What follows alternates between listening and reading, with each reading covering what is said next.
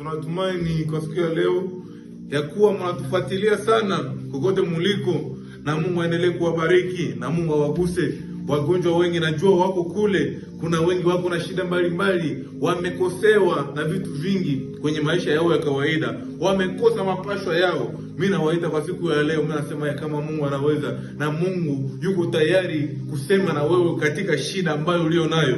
Mungu anatupenda sana, na ndio maana kwa siku ya leo tujifunze yeye, sababu kila siku tunamwaza, na wakati tunapomwaza ni sherti tufikiri ni nini anataka katika maisha yetu. Ndio kwa siku ya leo mimi najua ya kama wengi mnatufuatilia, na Mungu aendelee kuwabariki kule muliko. Lakini wakati ninapojiuliza maswali mingi, mimi najiuliza ya kama wakati tuko naishi hivyo ni nguvu kweli inatokana na akili zetu. Lakini wakati ninapoangalia juu, mimi naona ya kama Mungu anaendelea kutulinda katika nyakati zote na anatupenda.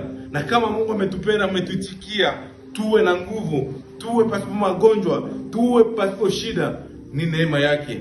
Mimi najua ya kama Mungu atakuza katika maisha yako. Mimi najua ya kama Mungu atakuokoa toka dhambi, sababu dhambi ni kitu kibaya ambao kinachoteza ulimwengu. Ndio kwa siku ya leo mimi najua ya kama mtajiuliza, sijeka ni jonye itakuya. Mimi nasema ya kama Mungu anatupenda. Tutaanza na maombi ili tuanje sije yetu.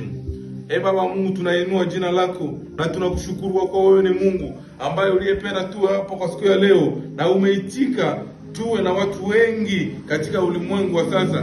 Baba, tunakuita na tunakushukuru kwa yote ambao unatenda katika maisha yetu. Baba, tunakusifu. Ukuze wagonjwa, guza wenye shida mbalimbali, guza mafamilia ambayo zimegabulana katika maisha ya leo, sababu kuna shida nyingi, dhambi imegawanya vitu vingi. Lakini kwa siku ya leo tia mkono wako ili watu wengi wapate kuokolewa katika njia mbalimbali, watu tofauti. Tunamshukuru wewe Mungu kupitia jina la mwana wako pekee ni Yesu Kristo aliyekufa kwa msalaba Kalvari. Amen. Ndio na imani ya kama Mungu wetu anatusikia na ataguza watu wengi kupitia imani yetu ambayo tumemtilia Mungu wetu.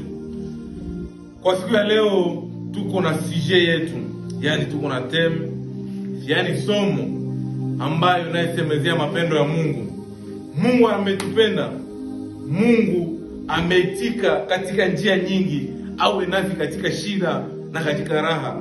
Lakini Mungu anakuwa nasi katika vita na katika mashida za familia zetu. Mungu anaendelea kutuchunga. Na ndio maana kwa siku ya leo tunakuja kuongelea mapendo ya Mungu. Ni tutanya na kitabu cha kwanza juu, tuende mbio na somo yetu, kwa kuwa somo ya leo imezungumza vizuri sana. Tukamate Jean chapitre 4 verset 9. Tukamate tena kitabu cha Yohane wa kwanza mstari wake wa